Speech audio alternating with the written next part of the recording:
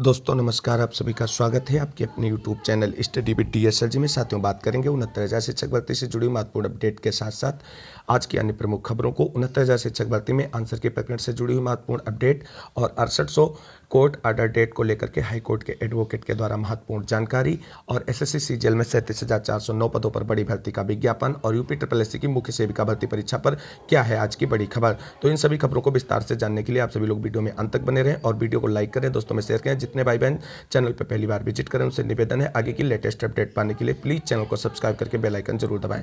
तो आइए साथियों, मूव करते हैं आज की पहली प्रमुख खबर की तरफ, जो है यूपी SSC की तरफ से मुख्य सेविका भर्ती परीक्षा से जुड़ी हुई महत्वपूर्ण अपडेट। तो आप सभी साथियों लोग देख सकते हैं, मुख्य सेविका भर्ती में शामिल होंगे BSc पास अभ्यर्थी।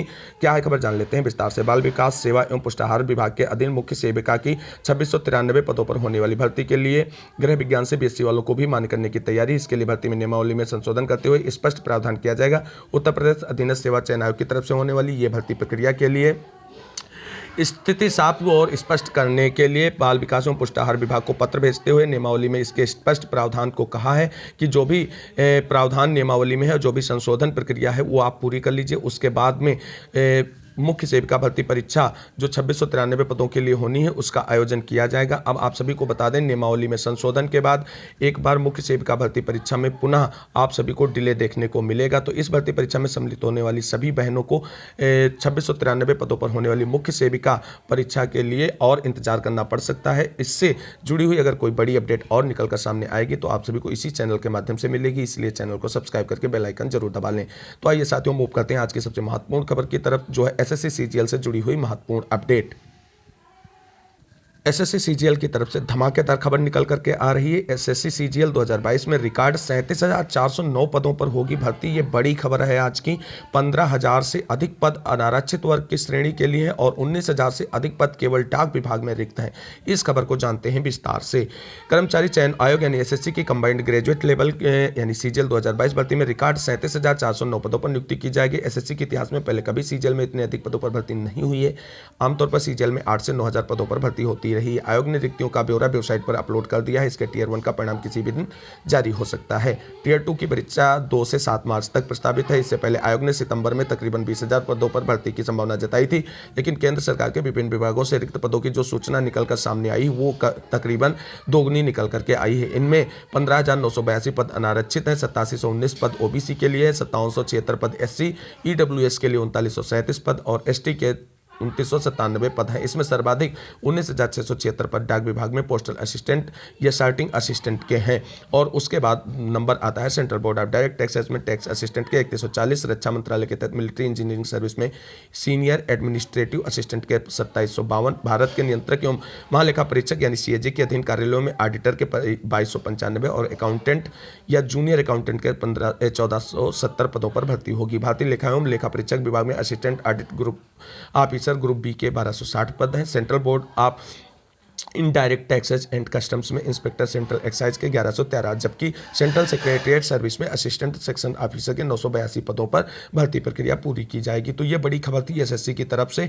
आप सभी को बता दें, SSC की तरफ से अपने जब से इसने भर्ती प्रक्रिया पूरी की उसके इतिहास की सबसे बड़ी भर्ती होने वाली है और कहीं ना कहीं 37,000 से अधिक युवाओं को नौकरी मिलने का सपना जो है वो पूरा होता नजर आएगा SSC CGL के माध्यम से। अब देखना है कि क्या होती है आगे की कार्रवाई इससे जुड़ी हुई और SSC CGL के टियर 1 के रिजल्ट से संबंधित महत्वपूर्ण अपडेट आपको इसी चैनल के माध्यम से मिलेगी। इसके लिए चैनल से जरूर जुड़ें। अब बात कर लेते हैं 69,000 शिक्षक भर्ती से जुड़ी हुई महत्वपूर्ण अपडेट। आप सभी लोग देख रहे हैं, सरकार साजिश के तहत खत्म कर रही आरक्षित पद। अखिलेश यादव, पूर्व मुख्यमंत्री अखिलेश यादव ने भाजपा सरकार पर आरोप लगाते हुए कहा है कि सरकार एक साजिश के तहत उत्तर प्रदेश में आरक्षित पदों की प्रक्रिया को खत्म कर रही। खबर को विस्तार से जान लेते हैं। सपा अध्यक्ष अखिलेश यादव ने सरकार पर लगातार पिछड़ों दलितों की उपेक्षा का आरोप लगाया है। उन्होंने कहा कि भाजपा सरकार साजिश के तहत पिछड़ों दलितों के आरक्षित पद खत्म कर रही है और इसी रणनीति के तहत निजीकरण को बढ़ावा दिया जा रहा है। सरकारी विभागों में जो भर्तियां निकलती हैं उनमें पिछड़ों दलितों को कोई ना कोई कारण बताकर भर्ती नहीं की जाती। बाद में सरकार खाली पदों पर अपने चयतों की भर्ती प्रक्रिया पूरी कर लेती है। SGPGI में हो रही भर्ती पर कहा कि यहां आरक्षण के नियमों को दरकिनार कर SC ST और OBC के लिए आरक्षित पदों को खाली छोड़ दिया गया। विश्वविद्यालय में कुलपतियों की नियुक्ति में भी दलितों पिछड़ों की उपेक्षा की गई और 69,000 शिक्षक भर्ती जो आप सभी लोग जानते हैं 4 वर्ष पूरी होने के बावजूद भी अभी तक पूरी नहीं हो पाई है। उससे संबंधित मामले पर अखिलेश यादव बोलते हुए बोले कि 69,000 शिक्षक शिक्षक भर्ती में बड़े पैमाने पर अनियमितता हुई। यही वजह है कि सपा पिछड़ों और दलितों को हक दिलाने के लिए लंबे समय से जातीय जनगणना की मांग करती आ रही है। तो साथियों, आप सभी को बता दें, जब 69,000 शिक्षक भर्ती में हुई विसंगति को लेकर के छात्र आंदोलन कर रहे थे, सड़कों पे थे, पुलिस की लाठियां खा रही थी, तब विपक्ष की पार्टियां कहीं ना कहीं चुप्पी साधे बैठी थी। अब अपनी राजनीतिक रोटियां चमकाने के लिए जो ये लोग इस तरीके की बयानबाजी कर रहे हैं, अगर उस समय इन्होंने अभ्यर्थियों का साथ दिया होता पुरजोर तरीके से, तो आज मामला 69,000 शिक्षक भर्ती में कुछ दूसरा होता और कहीं ना कहीं ओबीसी एससी यानी आरक्षित वर्ग के अभ्यर्थियों को उनका अधिकार मिल चुका होता। लेकिन तब तक ये राजनीतिक पार्टियां शांत बैठी रहती हैं जब तक इनके मुद्दे पर प्रहार नहीं किया जाता है। अब बात कर लेते हैं आंसर के प्रकरण से जुड़ी हुई आज की महत्वपूर्ण अपडेट। साथियों, 69,000 शिक्षक भर्ती में आंसर के प्रक्रिया से जुड़ी हुई बड़ी अपडेट निकलकर सामने आ रही है कि उत्तर कुंजी मामले में रिजल्ट और नियुक्ति पत्र कब देंगे, इस पर पीएनपी सचिव को हाई कोर्ट इलाहाबाद में तलब कर लिया गया है। तो साथियों, आप सभी जानते हैं 69,000 शिक्षक भर्ती में आंसर के प्रकरण पर नियुक्ति प्रक्रिया के लिए प्रत्यावेदन लिए गए थे। प्रत्यावेदनों की जांच पूरी कर ली गई और लिस्ट फाइनली तैयार करके शिक्षा निदेशालय को भी भेज दी गई है। आप सभी लोग जानते हैं 69,000 शिक्षक भर्ती जैसे ही सुप्रीम कोर्ट की तरफ से आदेश जारी किया गया था, उस पर कार्रवाई शुरू कर दी गई थी। लेकिन इसमें सम्मिलित होने वाले सभी अभ्यर्थी काफी एक्टिव नजर आ रहे हैं। लगातार आंसर के प्रकरण से जुड़ी हुई मामले की प्रक्रिया को आगे बढ़ाने के लिए हाईकोर्ट में जो है कंटेम्प्ट याचिकाएं दाखिल कर रहे हैं और उन पर सुनवाई होकर के हाईकोर्ट की तरफ से सरकार और विभाग को लगातार आदेश भी निर्गत किए जाते रहे हैं इस मामले से जुड़ी हुई नियुक्ति प्रक्रिया के बारे में।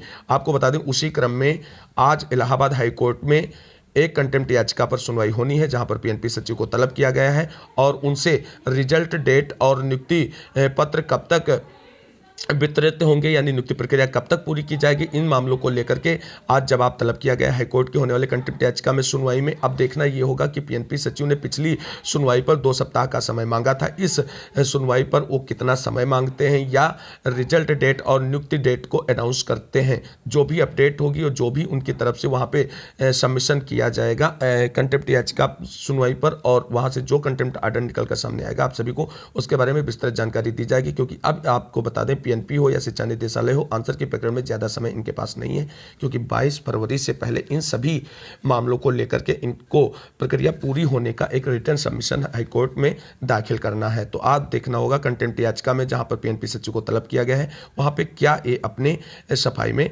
साक्ष्य और तथ्य प्रस्तुत करते हैं और रिजल्ट, डेट और नियुक्ति के बारे में क्या महत्वपूर्ण अपडेट निकलकर वहां से सामने आएगा। जो भी जानकारी होगी इसी चैनल के माध्यम से आप सभी को शेयर की जाएगी। अब बात कर लेते हैं 69,000 शिक्षक भर्ती में बहुप्रतीक्षित मामले और से जुड़ी हुई महत्वपूर्ण अपडेट के बारे में। तो साथियों, आप सभी लोग जानते हैं 69,000 शिक्षक भर्ती में 6800 या 1356 मामले में कोर्ट ऑर्डर रिजर्व है और डिलीवर डेट को लेकर के सभी अभ्यर्थी लगातार परेशान है।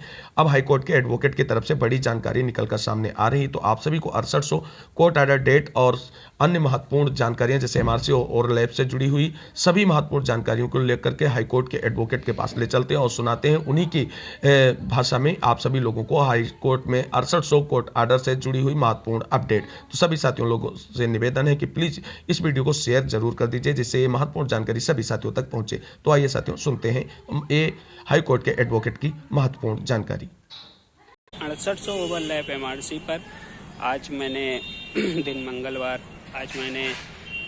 के दिन पुनः एक कोशिश किया कि आदेश कब आएगा, कैसे आएगा, इसके विषय में जानकारी लूं और जानकारी लेकर आप लोगों को अवगत कराऊं कि हाँ आदेश कब आने की संभावना है और आदेश जो आएगा वो क्या होगा, कैसे होगा और उसकी प्रकृति क्या होगी, किसको लाभ मिलेगा और किसको नहीं मिलेगा। इस संबंध में आज माननीय उच्च न्यायालय में पुनः एक कोशिश किया कि हाँ देखते हैं आदेश क्या आएगा। साथियों, आप लोगों को पहले ही मेरे द्वारा अवगत कराया गया है कि आदेश कब आएगा यह आपको कोई नहीं बता सकता है, लेकिन आदेश की प्रकृति के विषय में जानकारी प्राप्त करके आप लोगों को अवगत कराया जा सकता है। तो साथियों, चूँकि लगातार मैं हाईकोर्ट में बना हुआ हूँ और पीड़ित के साथ साथ एक अधिवक्ता होने के नाते मेरी यह जिम्मेदारी बनती है कि हमारे साथ जो भी साथी जुड़े हुए हैं और किसी के साथ भी जुड़े हुए हैं उनको सही जानकारी मेरे द्वारा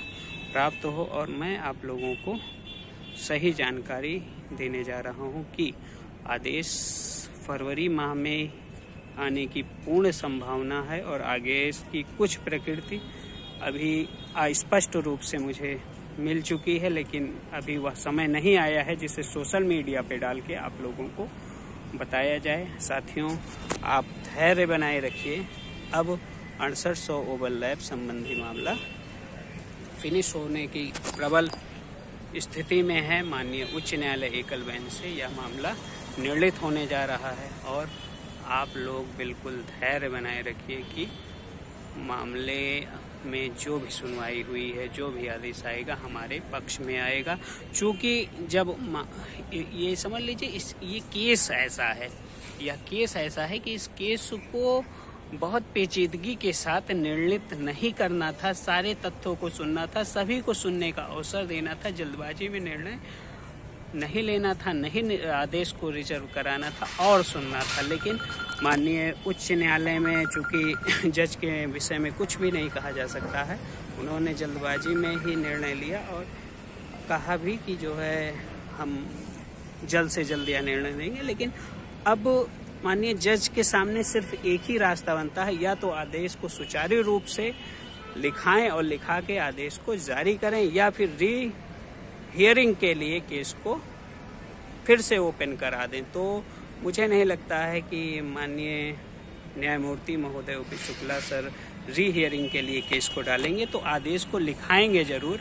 मेरिट का मुकदमा इतने दिन तक उस पर आदेश ना आना यह थोड़ा सा हम लोगों के लिए खेद का विषय है। लेकिन माननीय उच्च न्यायालय, सर्वोच्च न्यायालय के विषय में आप कोई भी टिप्पणी नहीं कर सकते हैं, क्योंकि न्याय यहीं से मिलता है। जब भी कार्यपालिका के द्वारा अभ्यर्थी, व्यक्ति या नागरिक सताए जाते हैं तो वो माननीय उच्च न्यायालय, सर्वोच्च न्यायालय की ही शरण में आते हैं और यहीं से न्याय प्राप्त होता है। इसलिए साथियों, आप सभी धैर्य बनाए रखिए और धैर्य के साथ साथ आप लोग सिर्फ और सिर्फ बस इतना समझ लीजिए कि 69,000 शिक्षक भर्ती में अधिकतम साथियों का चयन होना सुनिश्चित हुआ है। जो ईश्वर की लेखनी है वह कोई नहीं काट पाएगा। अधिकतम साथियों का चयन जरूर होगा और 69,000 शिक्षक भर्ती अपने पदों के आंकड़े को चीरती हुई आगे बढ़ेगी और हमारे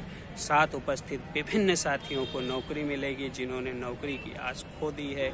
यह मेरा व्यक्तिगत विचार ही नहीं, मेरे द्वारा विधिक तथ्यों को खंगाले गए हैं और आदेश संबंधी विभिन्न तथ्यों पर भी एक विवेचना की गई है और अलिखित रूप से कई साक्ष्य ऐसे प्राप्त हुए हैं जिससे हमें अधिकतम पद मिलने की संभावना है। इन्हीं शुभकामनाओं के साथ मैं लखनऊ बेंच से शिवम पांडे आप सभी को धन्यवाद प्रेषित करता हूं कि आपने वीडियो में